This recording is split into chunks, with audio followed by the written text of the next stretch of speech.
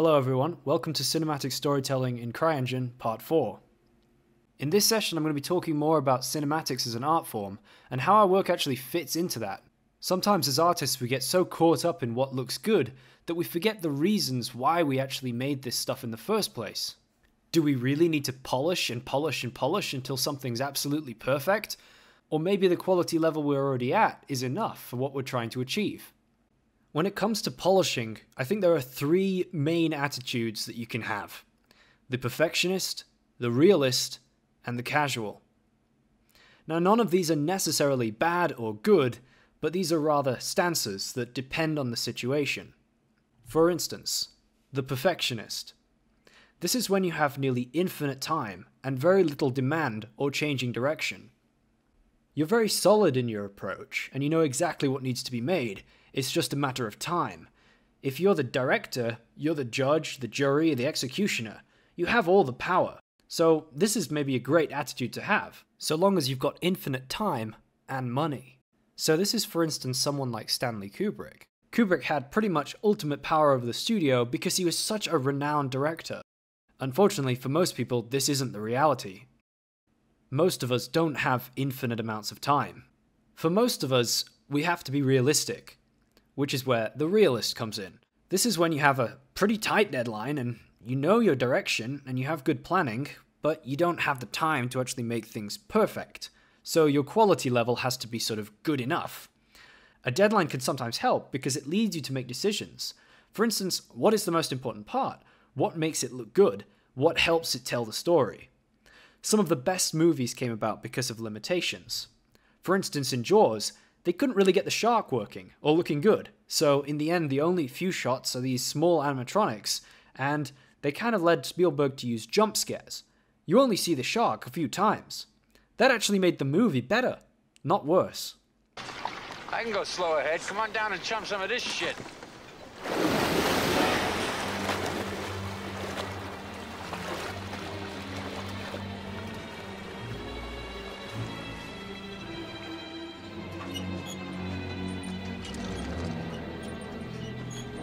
Good enough quality can also make a lot of sense in your personal work.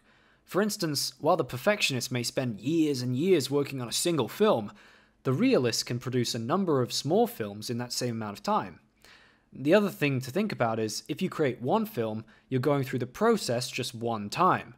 So you write once, you do your previs once, and you edit once, and so on. Whereas the realist writes scripts multiple times, he does previs multiple times, he does polishing multiple times. So for learning and progression, it's perhaps a better attitude, because you get to do everything a lot. This can really help speed up your workflows and make you into basically a human production line. The last stance is the casual. This is the attitude you can take when you're just having fun, maybe you're trying to learn. But your art never really gets finished, but it doesn't really matter. Salsa shark. We're gonna need a bigger boat. This is sort of like guerrilla filmmaking. Guerrilla filmmaking is where you just take what you can get, and then you just try and cut it together any way you can. It's also important that you share your work, even if it's unfinished. A lot of artists are afraid to show their work in progress or just stuff that they've made for fun. They're kind of worried what people might think. But who knows? Maybe other people will really like that stuff.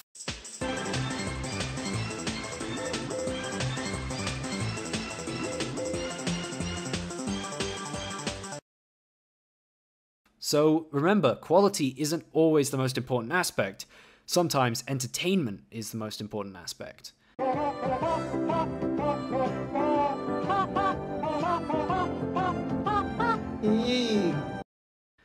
People have made these really beautiful, complex, deep things, and maybe nobody appreciated them because they just weren't that entertaining.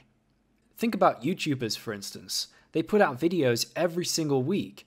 Imagine if every PewDiePie video had this huge long production time and ridiculous budget and really, really high quality. It would probably never get done. It's all just kind of thrown together in an entertaining way, and the feeling is there. The brush strokes are there.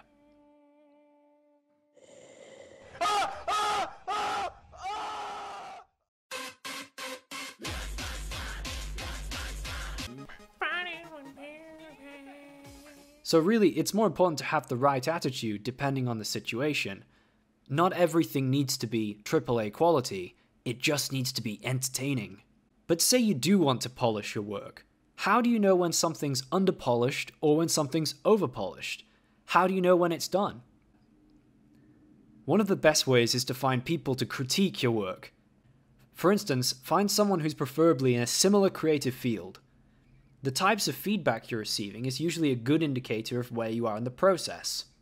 For instance, if your peers are talking to you about general composition, rather than the small details, maybe you're not ready to start polishing and you should go back to the drawing board. On the other hand, if everyone's talking about really small details, for instance, the fine grains of sand or the little knobbly bits on this starfish, perhaps that's a time when you should just polish a little bit more, but you're almost done. And if people are finding it difficult to critique at all, maybe it just is what it is, and you might not have made the best thing in the world, but to be honest, at that point, no amount of polish is going to make it any better. The only way to make it better would be perhaps to start from scratch. Another thing to think about is perhaps not trying to do everything yourself. For instance, you can always buy assets at various online asset stores. Sites like Quixel Megascans, TurboSquid, and Textures.com provide high-quality generic assets that you can use. A lot of the time I see people modeling assets from scratch. The problem is that this can take weeks and weeks and weeks, and if you're not an expert 3D modeler, perhaps the results won't be as professional as something you could simply buy off the shelf. It really helps to ask yourself the question, should I really spend 2 months modeling out this character from scratch, or perhaps I should just go onto TurboSquid and buy a complete ready-made character that's already fully rigged. Remember, the artists on these asset stores are specializing in just those assets. So if there's someone who's selling animal models from anywhere from $200 to about $1,500, the chances are the quality level is going to be through the roof, and potentially way better than something you could cook up in a couple of weeks. The squirrel movie from Part 3 is a perfect example of this. If I were to try and polish this short film on my own, imagine how much quicker I could be if I'd simply buy these assets. I could buy the squirrel, the props, everything from TurboSquid. I could use Megascans for the environment. With that approach, I could spend far less time working on the assets and get the movie done much quicker. Generic asset stores do have their limitations, but if you use them in a creative and inventive way, they can be extremely beneficial. Like any other project, a cinematic project is an investment. So it's really important to think of it that way when you're investing your time and your money. So what are the other ways we can polish an image? Well, one of the best techniques to use is finding reference. Use reference absolutely everywhere. I cannot stress how important this step is. If you use photographic reference while polishing your artwork, or even when choosing your shots, this will provide a huge amount of realism to your work. So this is real photography of a mountain range, and what I've done is taken this exact photo and tried to recreate this in the CryEngine. So it's not perfect, it's still got some of the problems that we have with game engines now, not too many polygons, some sort of flat areas, lighting that isn't quite as complex and bouncy as in real life. However, the colors and the sort of brush strokes are kind of similar. The good thing about this is it means that when I do other shots in this level, they all look fairly consistent. And the sort of high-key lighting and the low-key lighting and all of the colors are quite similar to real life. This gives me a huge advantage now when it would come to, for instance, polishing these shots. I know that the very basis of the colors, the composition, the general idea is all in the correct sort of scale and the correct sort of lighting style. Another thing you can do is look at new ways to see your artwork. A common trick that 2D artists use all the time is to flip the canvas horizontally. This kind of forces your brain to reanalyze the image and to spot anything weird or out of place. So it helps you kind of reread the image. This can be useful if you're doing complex lighting or putting lots and lots of geometry down, where you need to see things clip and see all of those kind of edges. Of course, another way of seeing with completely fresh eyes is just to take a break. Get away from your desk, stand up, leave the office, never come back. And hopefully, when you do come back, if you come back, something will pop out at you straight away and you will notice that thing that wasn't working and how you can fix it. Now, that's not all the time, but sometimes you'll just find that it's right there and you're just hitting yourself on the head. So I thought it might be nice to give you guys a real world example of a real piece of artwork that I've actually gone through the process of polishing. And what I've done is throughout the process taken periodic screenshots every few hours.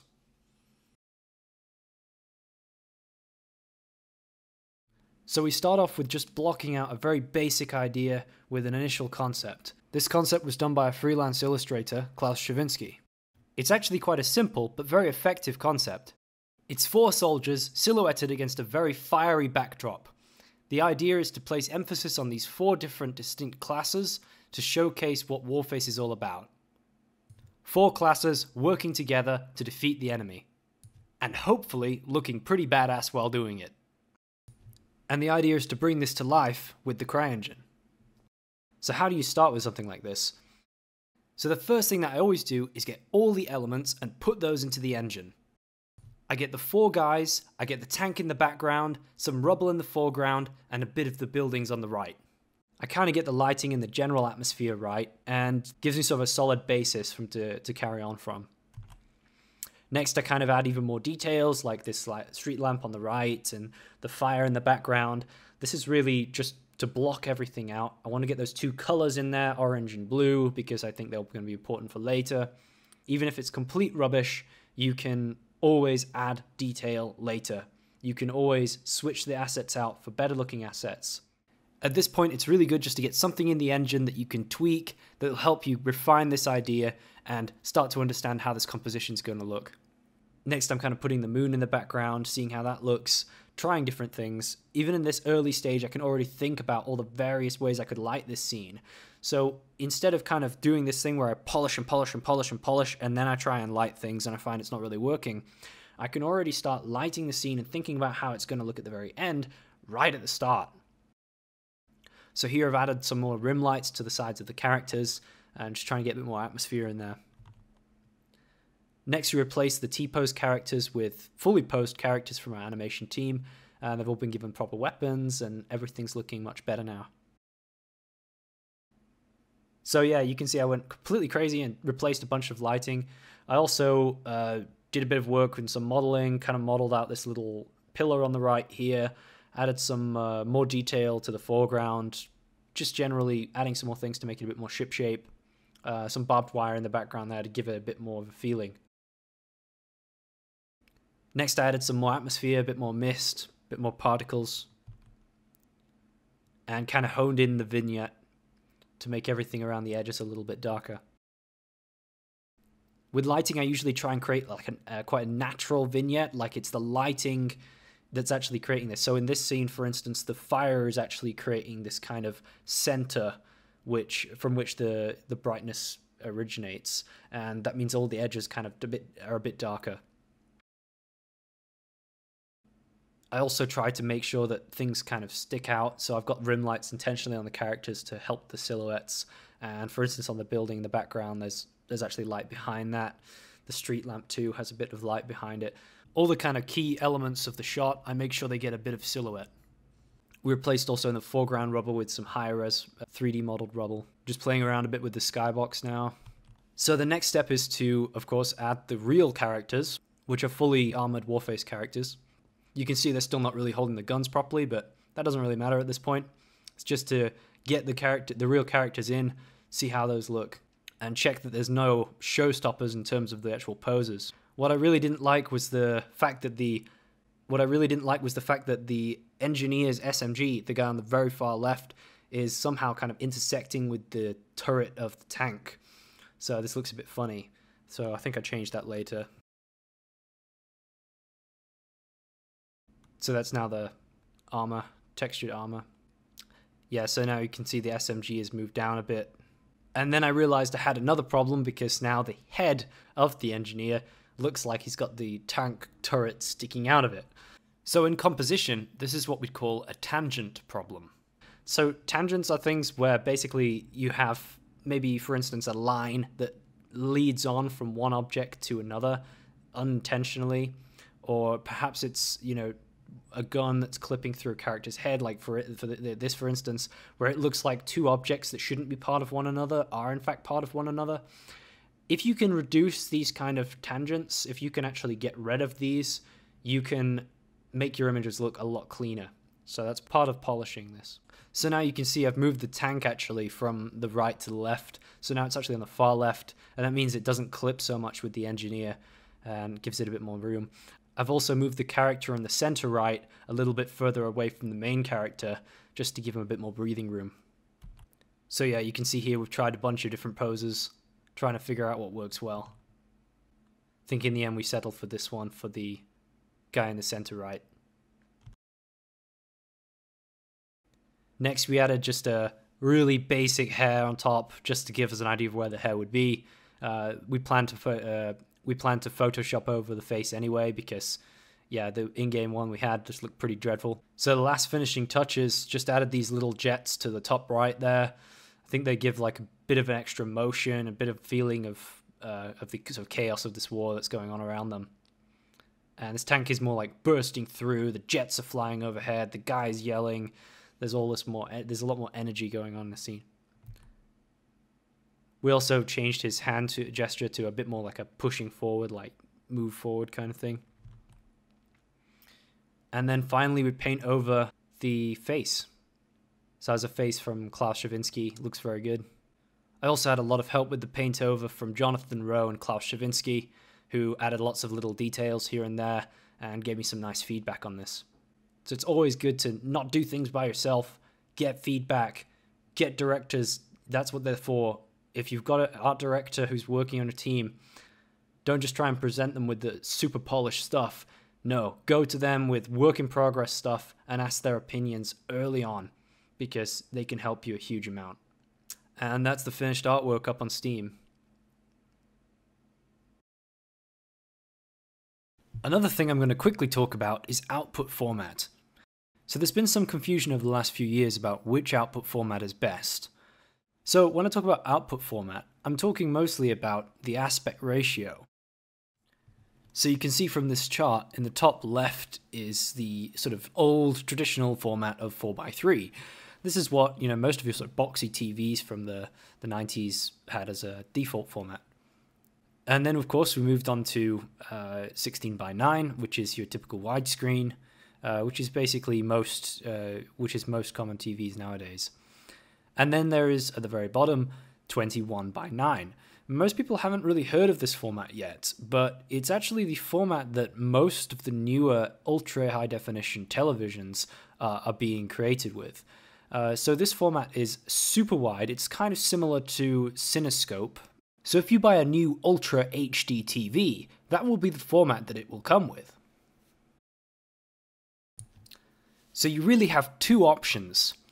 The first option is to render in 16:9 at as big a resolution as you can, and then lose the top and bottom of the image to create 21:9.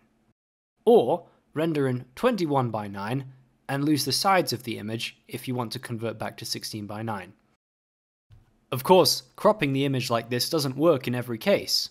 Zooming in on a 21:9 frame is going to lose a lot at the edges, and in most cases, it's not going to work. As you can see, it's all a bit confusing. However, my own pipeline is quite simple. My current pipeline is rendering everything at 16:9 in as large a resolution as I possibly can, and then cropping to 21:9. And I think that's fairly future-proof. So that concludes everything for this session. You can contact me directly on Slack or even through the forums. And I think we've got a bit of time now for some Q&A. Achieved with CryEngine.